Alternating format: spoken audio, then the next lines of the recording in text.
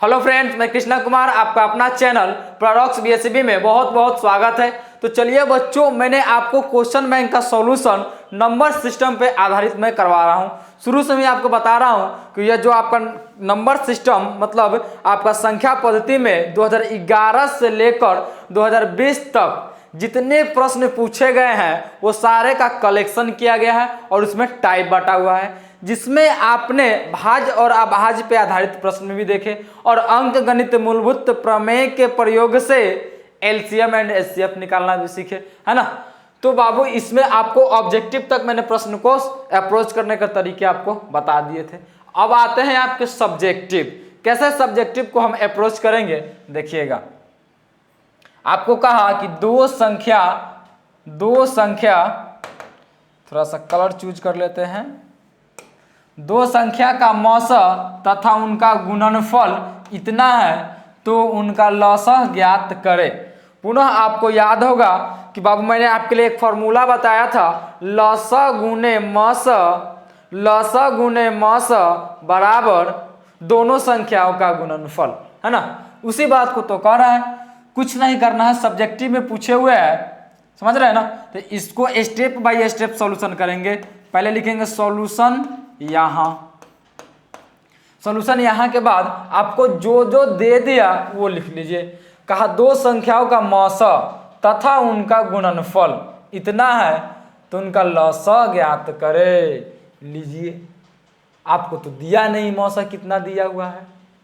जब मौसा ही नहीं पता है तो कैसे ज्ञात करेंगे। देखते हैं 18 होंगे शायद, 18 इसको बना के देखते हैं। यानी आपको दिया मौसा बराबर 18, ओके। और आपको इनका गुणनफल, दोनों संख्याओं का गुणनफल यानी कि a गुणे b आपको दिया 12960, ठीक है। अब आपको मन में प्रश्न उठ रहा होगा कोई बच्चा का कि a और b क्यों लिख रहे हैं। तो बाबू मैंने आपके लिए एक फॉर्मूला जो लिखा था, लसह गुणे मौसा बराबर दोनों संख्याओं का गुणनफल, दोनों संख्या का गुणनफल, ऐसे करके मैंने बताया था। जिसमें एक और बात मैंने आपको बताया था कि कोई दो संख्या a और b है, जिसमें आपने बोला था कि सर लसह a, b यानी कि a और b दोनों संख्या का लसह गुणे मौसा इंटू a, b बराबर क्या लिखते थे, a गुणे b। उसी बात को मैंने a गुणे b मतलब दोनों संख्या का गुणनफल है, ठीक है, इतना मैंने लिख दिया। अब आपको क्या करना है, आपसे पूछा है लसह, ये पूछा आपसे लसह ज्ञात करें, यानी लसह बराबर आपका क्या हो जा रहा है, वाट। लघुत्तम समापवर्तक आपका वाट है। तो लिखिएगा, चूंकि हम जानते हैं क्या जानते हैं आप जी, आप जानते हैं लसह गुणे मौसा बराबर दोनों संख्याओं का गुणनफल, ओके। तो लसह आपको तो निकालना ही है, तो लसह ही हो गया। और मौसा आपका क्या है बाबू, मौसा आपको 18 बराबर दोनों संख्या आपका कितना दिया हुआ है, 12960 लिख लिए। यानी कि लसह बराबर 12960 बट्टा में कितने हो जाएंगे, 18। चेक करने के लिए बाबू 18 से विभाज्य है या नहीं, आप विभाज्यता के नियम 7th में पढ़े होंगे, नहीं याद है तो कोई बात नहीं है, हम चेक कर लेते हैं पुनः 18 से कटेगा कि नहीं कटेगा, चेक करते हैं। चेक करेंगे हम, तो यहाँ पे आपका पहले लिख लेते हैं लसह बराबर 12960 यानी बट्टा में 18। ये जो संख्या है, संख्या में जितना डिजिट है ऊपर वाले में वह सभी डिजिट का जोड़ दीजिएगा, योग कीजिए। योग कर देने के बाद अगर 18 से भाग लग रहा है, ये समझ जाइए क्या पूरा 18 से भाग लगने वाला है। देख लेते हैं, 9 6 15 और 15 15 2 17 17 1 18, यानी आप ये सबको जोड़ने पर 1 + 2 + 9 + 6 + 0 बराबर 18 आ गए। समझ जाएंगे कि 18 से भाग लगेगा, ओके। 18 से कट रहा है ना ये एक मर्तबे, यानी कि 18 से भाग लगेगा। लगाते हैं, आप पहरा पढ़िए, मनामनी में पहरा पढ़िए। 18 सते 26 से 129 है, यानी कि 126 हुआ। 129 में से 126 घट गए तो बचेंगे आपके लिए कितना, बोलिए बोलिए। 129 में से 126 घटा बचा आपके लिए 3 हाथ में, यानी कि 1800 तो 26 से लगाए हैं, 3 6 यानी कि 36, 18 दूना के 36 और ये आपके 1 0 के लिए 1 0 यानी कि 720। इसलिए लॉसा बराबर 720 आंसर। ओके, इस प्रकार से हम अप्रोच करेंगे। अब कोई बच्चा को समझ में नहीं आया होगा सर भाग कैसे लगाए, तो वो अपना भाग लगा लीजिए ना कॉपी पे। इतना आप टाइम टेकिंग कीजिएगा तो कैसे चलेंगे। 129 60 लिखा हुआ है, 18 7 126, ये कट गए, ये कट गए, 9 6 गया 3, 18 दूना के 36, ये कट गए, 1 0 के लिए 1 0 यानी कि 18 7 126, 18 दूना के होगा 36, 1 0 के लिए 1 0 उतार लिए 720। वही तो मैंने यहाँ पे लिखा है ना। तो इस प्रश्न को अप्रोच करने के लिए बाबू आपको मात्र एक ही फॉर्मूले याद रखने हैं, लसा गुने मस बराबर दोनों संख्याओं का गुणनफल। लसा गुने मस बराबर दोनों संख्याओं का गुणनफल। जब आपको इस प्रकार से प्रश्न देगा, एक लसा गौन कर देगा, लसा नहीं देगा और मसा दिया रहेगा और दोनों संख्याओं का गुणनफल दिया रहेगा, तब बोलेगा आपसे कि लसा निकाले। हो सके लसा दे दिया और मौसा नहीं दिया और दोनों संख्या का गुणनफल दिए हुए है, तो बोलेगा कि मौसा निकालिए। यानी कि आप ये जो देख रहे हैं मौसा 18 है, हो सके कि मौसा नहीं देता, आपको लसा कुछ दिए रहता तो आपको कहता है कि मौसा निकालिए। हो सके कि लसा भी दे दिया, सॉरी मौसा भी दे दिया, लसा भी दे दिया और आपको एक संख्या ए भी दिया, तो दूसरी संख्या ज्ञात करने के लिए कहेगा। तो आसानी से आप इस फॉर्मूला से ज्ञात कर सकते हैं। चलिए नेक्स्ट क्वेश्चन को हम देखते हैं। यहाँ पे आपका 18 छूटा हुआ था, मैंने 18 आपका लिख दिया, सेम डिजिट। और यह आपका प्रश्न 2020 के सेकंड सिटिंग में पूछे हुए हैं। तो उम्मीद करते हैं कि इस प्रकार से अगर प्रश्न पूछेगा अगले वाले एग्जाम में, जो आपका एग्जाम होने वाला है उसमें, तो आप क्या कर लीजिएगा, अप्रोच कर लीजिएगा। क्या करेगा बाबू, बात सेम बात वही रखेगा, यहाँ वाला डिजिट चेंज कर देगा, यहाँ वाला डिजिट चेंज कर देगा, बस ये डिजिट चेंज कर देगा, लेकिन फॉर्मेट यही रहेंगे, नेचर क्वेश्चन का यही रहेगा। देखिए हम आपको नेक्स्ट प्रश्न को दिखाते हैं, तो बोलिएगा कि हाँ सर आपने जो बोले थे सही ही बोले थे। ये आपका दो संख्याओं का मौसा 145 है और लौसा आपका 2175 है।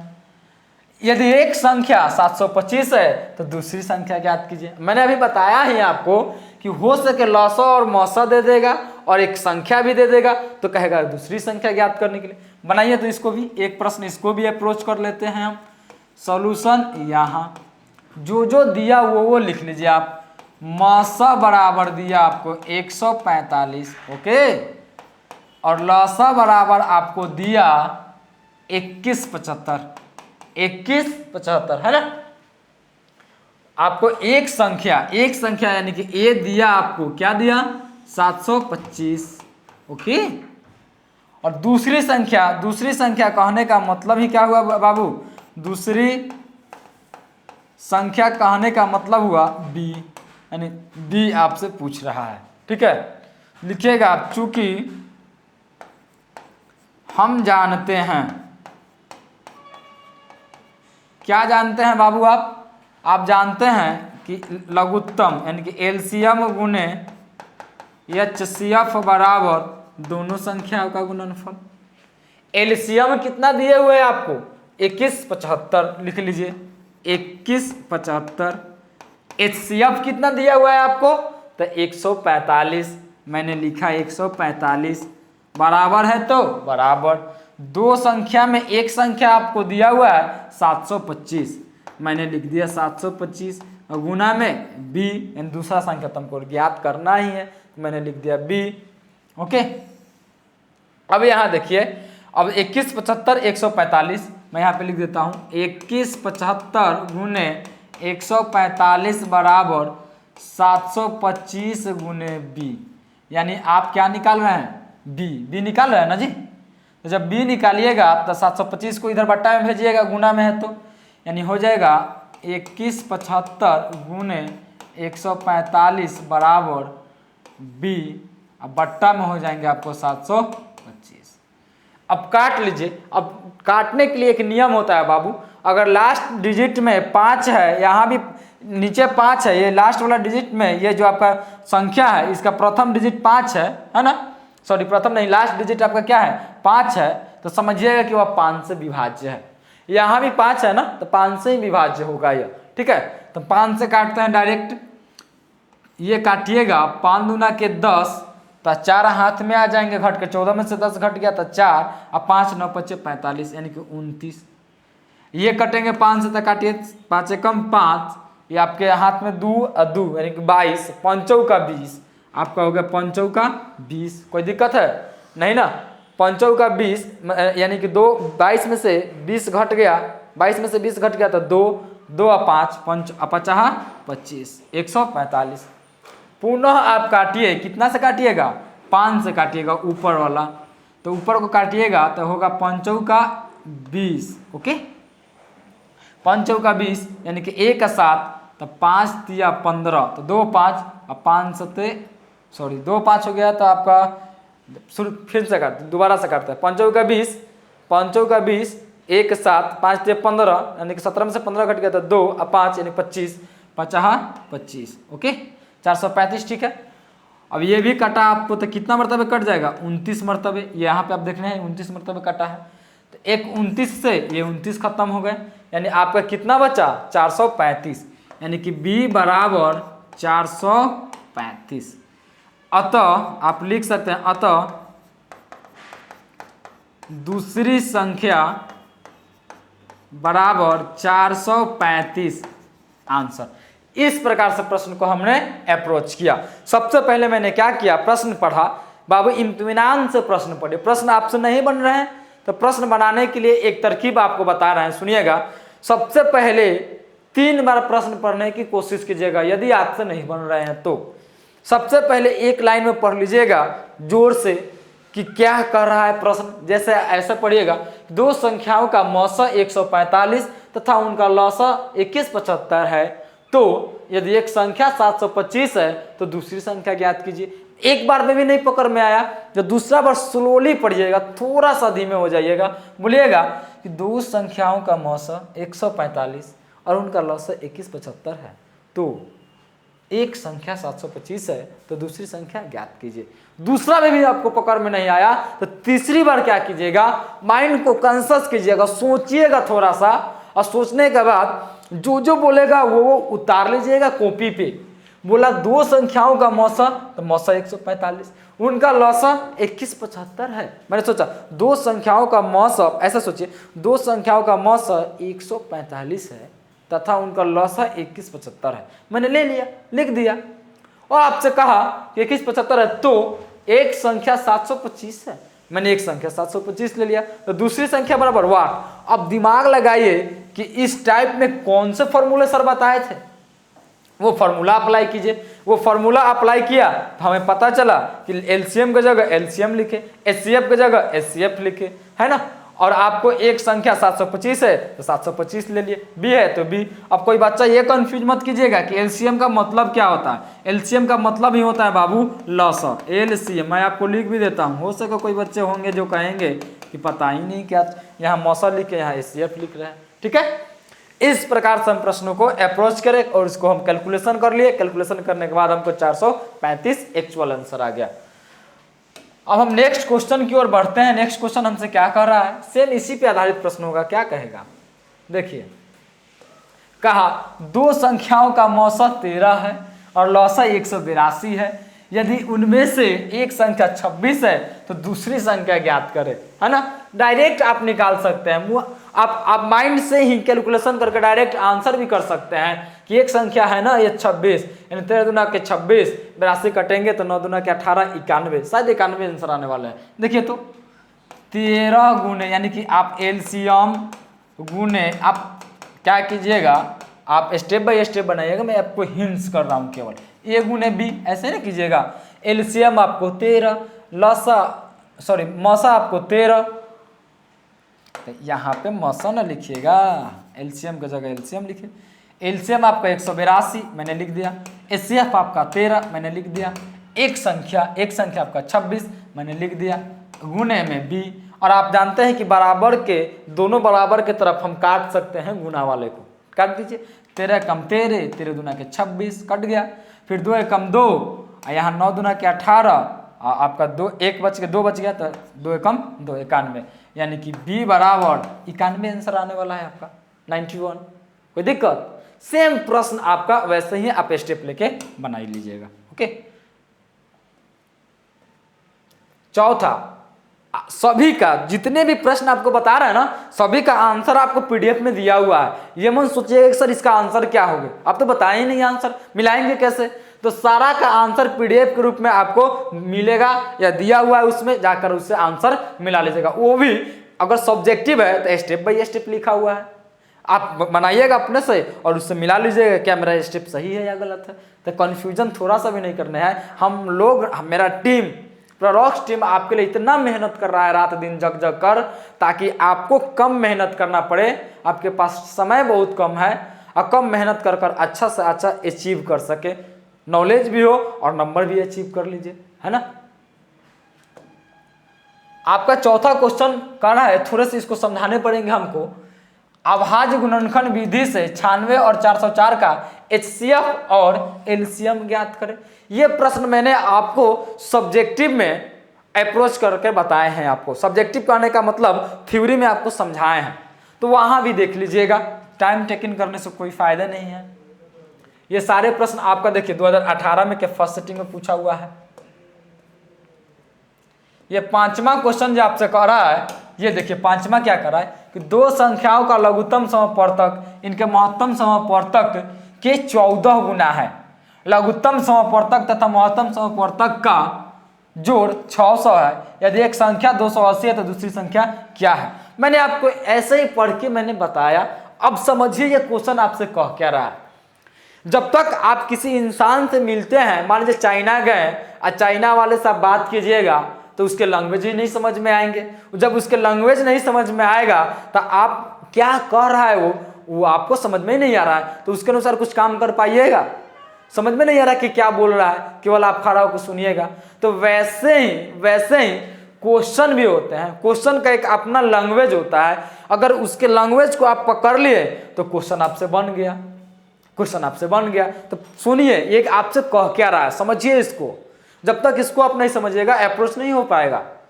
समझिएगा क्या कर रहा है आपसे, कह रहा है कि दो संख्या दिया हुआ है जिसमें से एक संख्या का लघुत्तम जो है, लघुत्तम वह महत्तम समवर्तक से 14 गुना है। थोड़ा सा दिमाग लगा के सोचिएगा, आपको कोई संख्या नहीं दिया है, अब गुना गुनी कर रहा है कि महत्तम समवर्तक से 14 गुना है। आप थोड़ा सा सोचिएगा, एलसीएम कभी भी होता है, लघुत्तम कभी भी होता है एचसीएफ से बड़ा ही होता है। देखे हैं, बड़ा ही आता है आपका। एचसीएफ से हमेशा लघुत्तम बड़ा आता है, यानी एचसीएफ छोटा होगा तो सबसे पहले एचसीएफ को x मान लीजिएगा। जो भी प्रश्न में आपको नहीं दिया रहेगा आप उसको x मान लीजिए। जो कुछ नहीं दिया रहता है उसको हम सबसे पहले x मान लेते हैं। तो एचसीएफ बराबर मैंने x माना। अब कहा कि महत्तम समवर्तक से 14 गुना बड़ा है कौन? एलसीएम। कुछ नहीं कीजिए, ये इससे 14 गुना बड़ा है, यानी कि 14x हो जाएगा। ये हो गया, यही तो आपसे कहा। और पुनः प्रश्न को पढ़ें आप, यहाँ पढ़िएगा आप, यहाँ पे कह रहा है कि लघुत्तम समवर्तक और महत्तम समवर्तक का जोड़, यानी कि एलसीएम और एचसीएफ का जोड़ कितना है? 600 है। कितना है? 600 है। यानी कि दोनों को आपको जोड़ने के लिए करा है, इसको ऐड करने के लिए करा है, यानी कि 14x प्लस एगो x बराबर 600, ऐसे कहा। अब जोड़िएगा 14 गो x एगो x तो 15 गो x। जैसे कि 14 गो रुपया एगो रुपया 15 गो रुपया, वैसे ही 14 गो x एगो x 15 गो x। 15x बराबर कितना? 600। x बराबर हो जाएगा 600 बटा 15। काटिएगा 15 कम 15, 15 चौका 60, यानी कि 40। x बराबर आपको कितना मिल गया? 40। x का मान किसका था? एचसीएफ का। एचसीएफ का मान था 40। एलसीएम का मान कितना मिल गया आपको? तो 40 गुने 14, क्योंकि x का वैल्यू 40 और 14 से गुना है तो 14 हो गया। तब आपसे कह रहा है दूसरी संख्या ज्ञात करने के लिए, यानी आप फॉर्मूला जानते हैं, एलसीएम गुने एचसीएफ बराबर दोनों संख्याओं का गुणनफल। है ना। तो एलसीएम आपको दिया हुआ है, मिल ही गया, एचसीएफ आपको मिल ही गया, और दोनों संख्याओं का गुणनफल भी आपको, एक संख्या आपको मिल ही गया, जो आपको एक संख्या 280 है मिल ही गया, तो दूसरी संख्या ज्ञात नहीं कर लीजिएगा, कर लीजिएगा। मैंने आपको इस प्रश्न को अप्रोच करने के तरीके नहीं बताए, क्यों नहीं बताएं, तो यह आपको हम मिसलेनियस में बहुत बढ़िया से बताएंगे। केवल आपको हिंट्स किए हैं कि थोड़ी सी बातें यहाँ पे आपको नजर आए रहेंगे कि हमारा जो टीचर बताया था ऐसे ही बताया था। आप ऐसे आंसर भी निकाल सकते हैं, इससे आंसर भी निकाल लीजिएगा, आपको आंसर आ जाएंगे, ठीक है। लेकिन हम आपको विस्तारित रूप करेंगे आपको मिसलेनियस में। मिसलेनियस में भी यह प्रश्न आपका है, वहीं पर आपको बढ़िया से सिखाऊंगा। मेरा मकसद यही था कि आपको क्वेश्चन से रूबरू करवा दूं, कह क्या रहे वो बता दूं, और यह जो अप्रोच करवाएंगे आपको मिसलेनियस में करवा देंगे, ठीक है। इसी में करवाएंगे आपको। देखिए पांचवा तो हो गया आपका, अब छठा देखते हैं। छठा आपका क्या है, तो छठा आपको भी इसको भी हम मिसलेनियस में करवाएंगे। ये क्या हुआ है कि टाइपराइटर जो है आपके, जो आपका पीपीटी बनाते हैं वो इसमें लिख दिए हैं, तो कोई गलती नहीं है। चलिए आपको मिसलेनियस में करवाएंगे, इस बात को थोड़ा सा समझ जाइए। कहा सबसे छोटी, ये नया वर्ड आपके लिए, सबसे छोटी। जब आपसे कहेगा ना कि छोटी सी छोटी संख्या, सबसे छोटी सी छोटी संख्या निकाले जो इतना और इतना से विभाज्य हो, जो 16, 20, 24 से प्रत्येक से विभाज्य हो। जब सबसे छोटी सी छोटी बोलेगा, यहां लिख देते हैं, आप अपने कॉपी पे भी नोट कर सकते हैं। सबसे छोटी से छोटी बोलेगा, इसका मतलब ही होता है एलसीएम निकालना, यानी लघुत्तम निकालना, लसा निकालना। ओके, सबसे छोटी से छोटी बोलेगा यानी उस, ये जो आपका जो संख्या है उसका लघुत्तम निकालने के लिए आपसे कह रहा है। अगर कहेगा कोई बड़ी से बड़ी संख्या ज्ञात करे जो इतना इतना से विभाज्य हो, तो बड़ी से बड़ी बोलेगा बाबू, बड़ी से बड़ी बोलेगा, बड़ी से बड़ी, यहाँ लिख देते हैं बड़ी से बड़ी, तो हो जाएगा आपका एचसीएफ। क्या निकालेंगे हम उसका, एचसीएफ। और बड़े से बड़ी ना कहकर महत्तम बोल दे, तो महत्तम भी तो बड़ा ही होता है ना। इस प्रकार से प्रश्न पूछेगा, आपको अप्रोच कर लेंगे हम लोग, इसको मिसलेनियस में करेंगे तो अच्छा रहेंगे, क्योंकि यहाँ पे कंफ्यूजन पैदा होंगे आपको, इसलिए नहीं बताएंगे हम। सातवां देखिएगा, सातवां कि अभाज्य गुणनखंड विधि से 26 91 का लौसा और मौसा ज्ञात करें। अभाज्य गुणनखंड विधि से यानी कि अंकगणित मूलभूत प्रमेय से मैंने आपको सिखाया कि इधर रफ कीजिएगा, 26 का एलसीएम निकालिए, 2 13, यानी कि 2 के पावर 1 गुने 13 के पावर 1। अब क्या कीजिएगा, 91 का निकालिएगा, तो शायद आप सोच रहे हैं कि 3 से लगा लें, तो 3 से लगेगा नहीं। ये 9 1 10, 10 जो है 3 से कटता नहीं है। 3 के विभाज्यता नियम पढ़े होंगे कि ये संख्याओं का डिजिट का योग, मतलब कि अंकों का योग जो होता है, अगर वो 3 से विभाज्य होगा तो 3 से पूरा पूरी ये संख्या कटेगा, 3 से विभाज्य नहीं होगा तो पूरा पूरी नहीं कटेगा। यानी कि हम कह सकते हैं कि हमको तो 3 से कटा ही नहीं।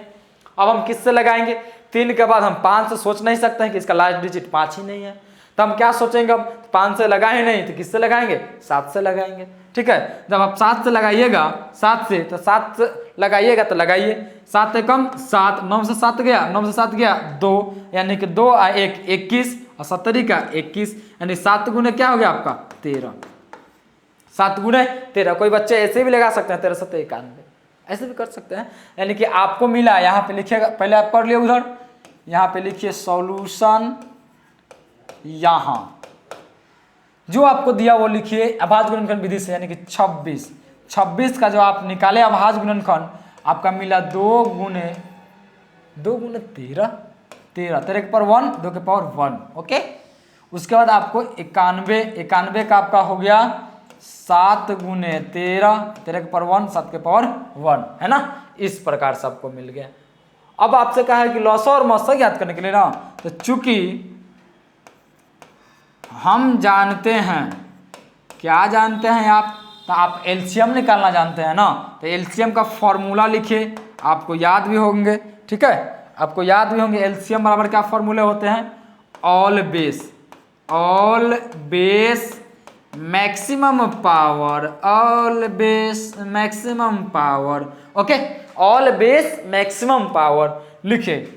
ऑल बेस में देखिए 2 है, 13 है और 7 है। 13 तो कॉमन हो गया ना, तो ऑल बेस लिख लीजिए 2 गुने 13 गुने 7।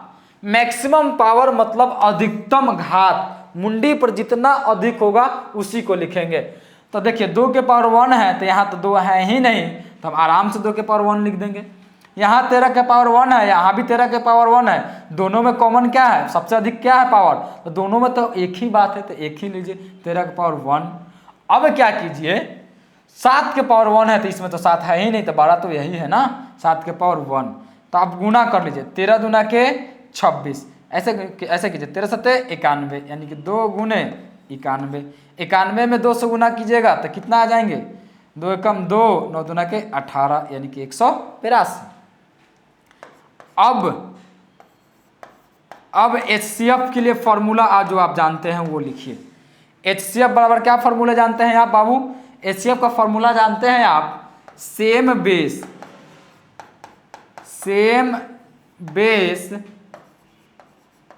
Maximum power, sorry minimum power होगा, मैक्सिमम नहीं, same base minimum power. Okay, same base minimum power. तो सेम बेस कहने का मतलब हुआ आपका कि एकदम जिस रूप का ऊपर वाला में रहेगा उसी रूप का नीचे वाला में होना चाहिए। तो यहाँ 2 है तो 2 तो यहाँ है नहीं, यहाँ 7 है तो इसमें तो 7 है नहीं, इसलिए ऐसे ही कट गए। ये 13 है, यहाँ भी 13 है, सेम रूप का है, यानी हम लिख लेंगे यहाँ 13। अब मिनिमम पावर में 13 के पावर 1 भी है, तो 13 के पावर यहाँ 1 भी है, यानी कि 13 के पावर 1, यानी कि हो गया आपका आंसर 13 यहाँ पे। यानी आप लिख सकते हैं, अतः एलसीएम बराबर आपको मिला 182 तथा HCF बराबर आपको क्या आ गया 13। यह आपका आंसर हुआ। ओके, इसको अंडरलाइन कर लीजिएगा। कुछ बच्चे सोच रहे होंगे कि सर हम जानते हैं क्यों लिखते हैं, तो थोड़ा सा पॉइंट आप दिखाइएगा ना कि हम जानते हैं, तो आपके एग्जामिनर सोचेगा बच्चा ब्रेवनेस में है, बहादुर है, वो उसको सब कुछ नॉलेज है, वो बारीकी से सजा के लिख रहा है ये चीज़ करने के लिए। आप नहीं भी लिखिएगा तो एग्जामिनर नंबर नहीं काटने वाला है, ठीक है, कोई दिक्कत नहीं है। तो इस प्रकार से हम प्रश्नों को अप्रोच कर लिए, जो आपको सब्जेक्टिव में भी सिखाए थे और थ्योरेटिकल पार्ट में बताए थे, और यहाँ भी आपको सिखाया। 26 से 91 की जगह डिजिट चेंज कर देंगे। जब डिजिट चेंज कर देगा बाबू तो हम सेम वही प्रोसेस लेंगे, एलसीएम निकालेंगे, एक अलग में एलसीएम इधर निकाल लेंगे, गुणनखंड में ला देंगे, लाकर इसके लिख देंगे, ये इसका गुणनखंड यही है, 26 का गुणनखंड यही है।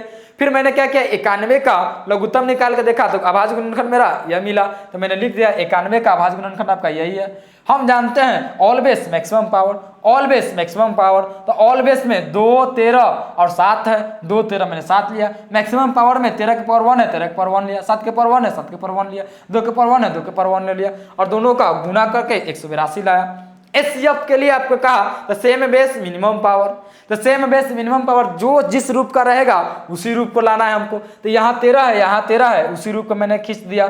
मिनिमम मतलब कि सबसे छोटा घात पूछ रहा है, तो ये इसका घात 1 है, इसका भी घात 1 है, तो दोनों तो बराबर है ना, तो दोनों आपस में छोटा है, तो मैंने 1 ले लिया। 13 के पावर 1 यानी कि 13, यानी यही आपका आंसर हुआ। अब आपको हम देखते हैं, हम आप मिलकर देखते हैं नेक्स्ट स्लाइड में कि मेरा क्वेश्चन क्या है। क्वेश्चन क्या रहेगा, इसका प्रारूप चेंज होने वाला है, और क्या रहेगा देखिए।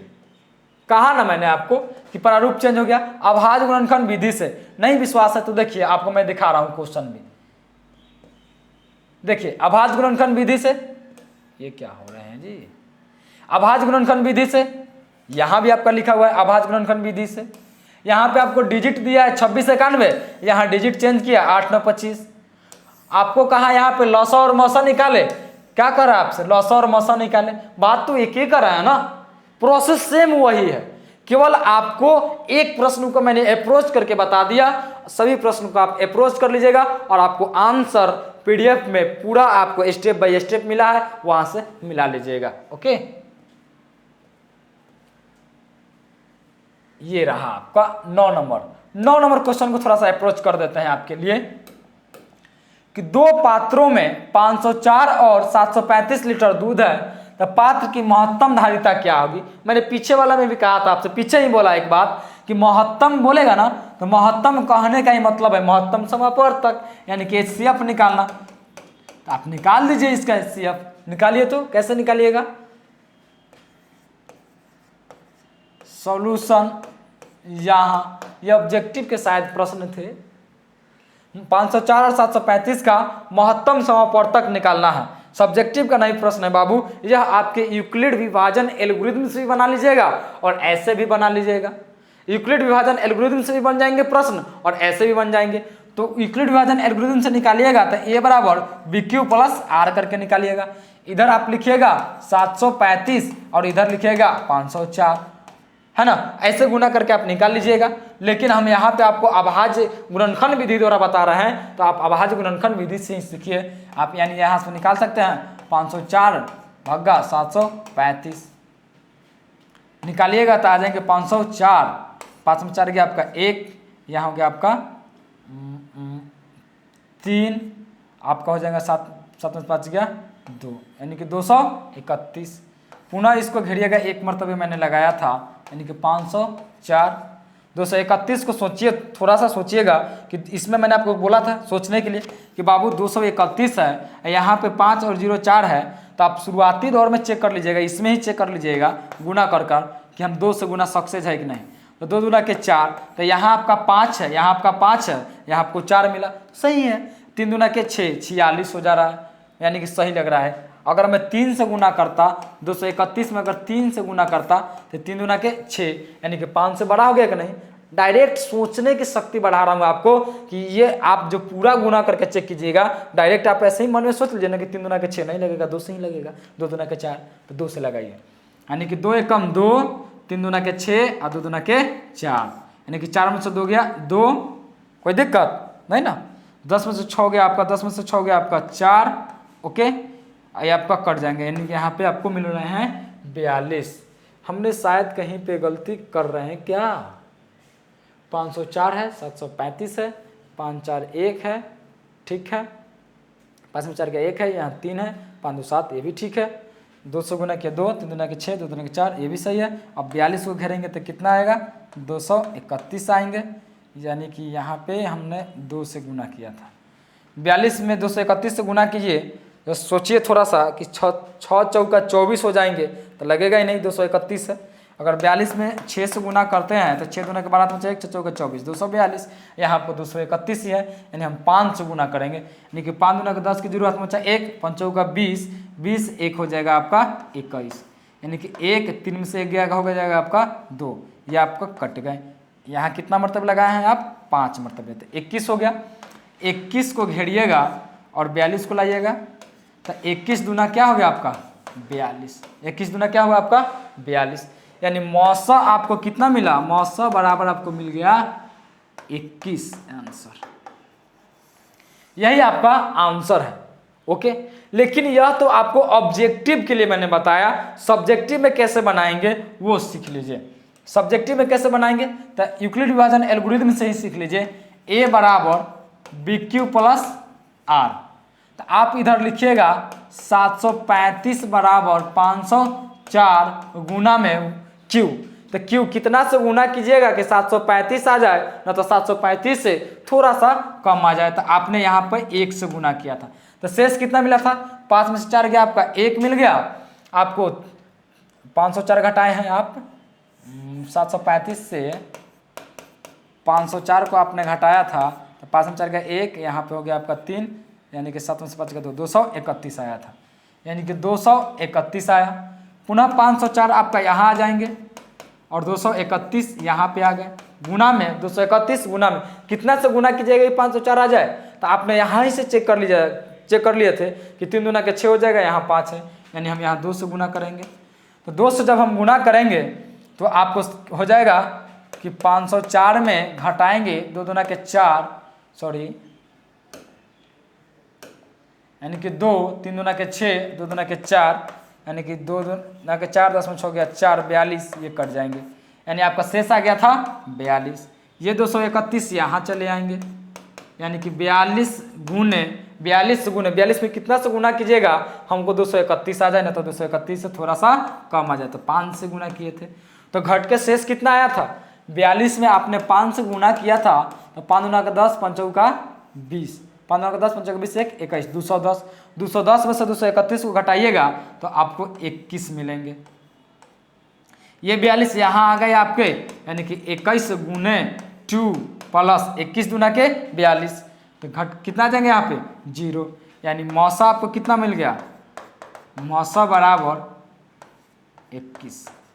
यही आपका आंसर हुआ। इस तरह से आप यदि स्टेप लेके चल रहे हैं तो आपको आंसर मिलेंगे। अगर आप भाग विधि से बना देते हैं तो आपको आंसर नहीं मिलेंगे। हमने आपको ये चीज भाग विधि से क्यों बताया था, आपको इसलिए बताया था ताकि आप कहीं गाइड में या कहीं भी इस प्रकार से आंसर किए हुए हैं तो आप कन्फ्यूजन ना हो कि मेरा टीचर जो यहाँ बताया वो गलत बताया और वहाँ सही बताया। अगर भाग विधि से आपको करवाने ही थे तो नंबर सिस्टम क्यों लाता आपके लिए, बचपन वाला ही भाग विधि से पूरा सॉल्यूशन करवा लेता आपके, एलसीएम बराबर ऑलवेज मैक्सिमम पावर, उसको कहने की क्या जरूरत थी। आप खटाक खटाक ऐसे करके निकाल देते उसका एलसीएम। इसलिए आपको ये तरीका मैंने आपको बताया। अगर इस तरीका से अप्रोच करते हैं तो आपको पूरा में पूरा नंबर मिलेंगे, यानी कि 2 में 2। देखिए नेक्स्ट प्रश्न को हम देखते हैं 10 नंबर।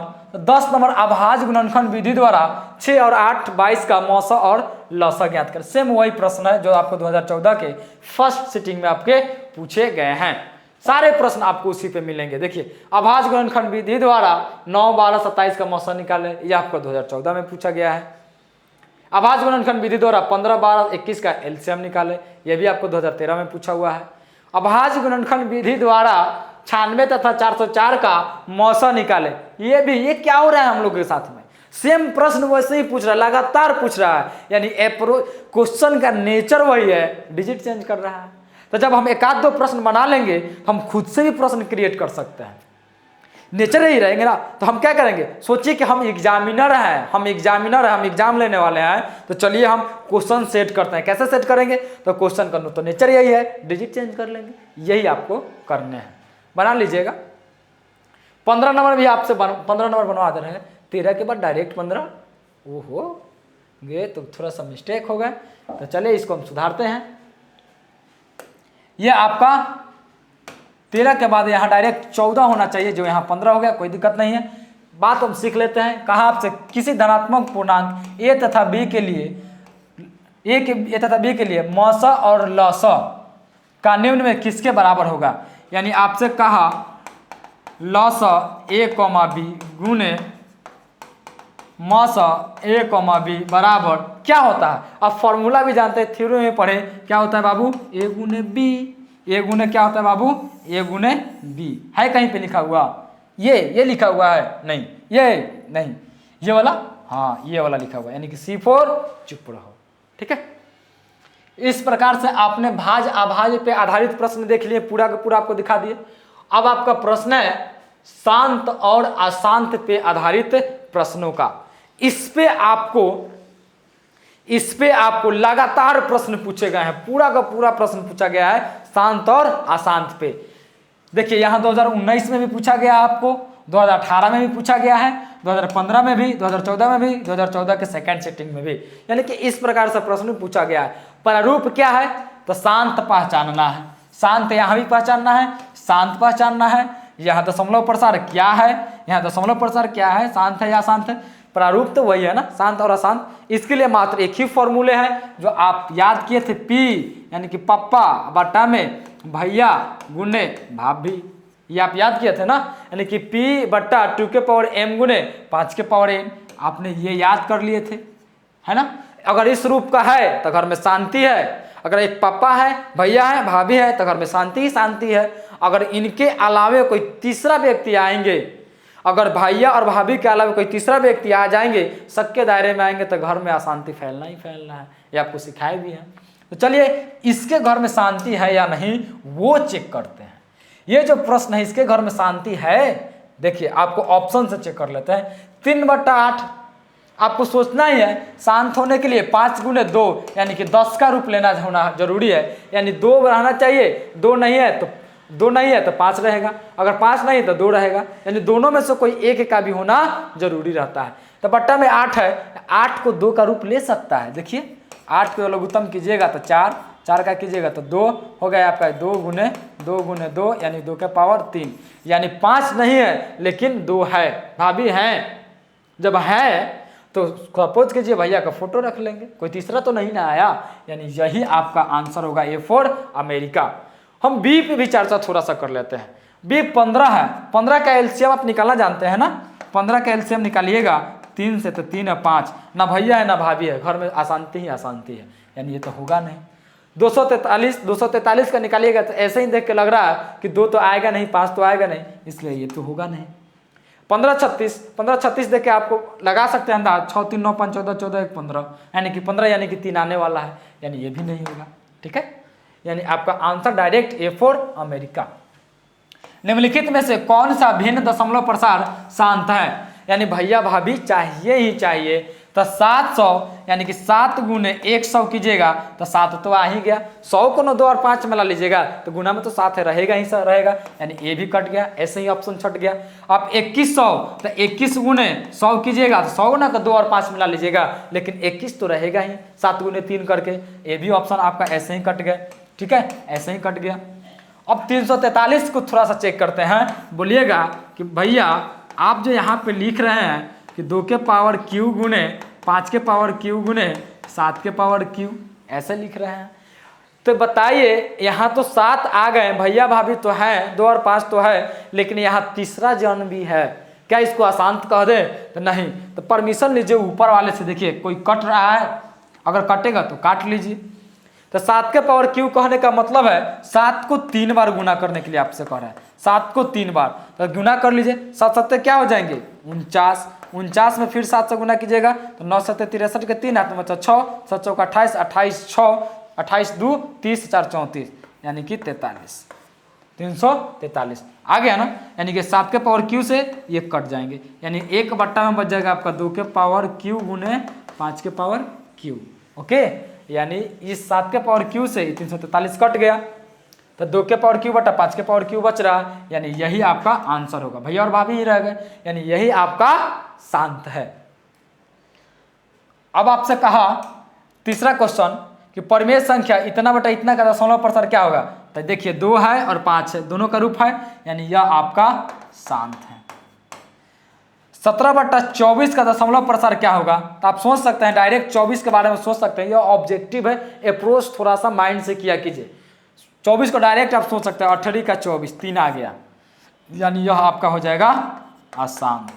ओके, 11/25 का दशमलव प्रसार क्या होगा, तो 25 है तो 5 गुने 5 50 है 25, यानी यह भी आपका हो जाएगा 5 गुने 5, 5 गुने 5 50 25, यानी 2 नहीं है तो कोई बात नहीं है, यानी इसको हम लिख सकते हैं ना ऐसे 11/5 के स्क्वायर गुने 2 के पावर 0, और 2 के पावर 0 कहने का मतलब क्या हो जा रहा है बाबू कि 5 का स्क्वायर गुने 2 के पावर 0 का मतलब 1, तो बात तो एक ही रह गया ना, तो सपोज किए हैं 2 के पावर 0 कहने का मतलब फोटो रख लिए। ओके, यही आपका हो जाएगा शांत। इस प्रकार से मैंने आपको प्रश्न को अप्रोच कर दिया। ओके, अब आपका सब्जेक्टिव है, देख लेते हैं थोड़े से सब्जेक्टिव को अप्रोच के तरीके, किस प्रकार से हम अप्रोच कर सकते हैं। लेकिन हम चाहेंगे आपको कि यह नेक्स्ट वीडियो में मैंने आपको सब्जेक्टिव के अप्रोच करने के तरीके सिखाएं। इसी में इस जो नेक्स्ट वीडियो आपका आएगा उसी में मैं आपको यूक्लिड विभाजन एल्गोरिथम बताऊंगा, और मिसलेनियस का कुछ क्वेश्चन भी आपको मैं वहीं पे डिस्कस कर दूंगा लास्ट में। ठीक है, तब तक आपसे हम विदा लेना चाहेंगे। Thank you.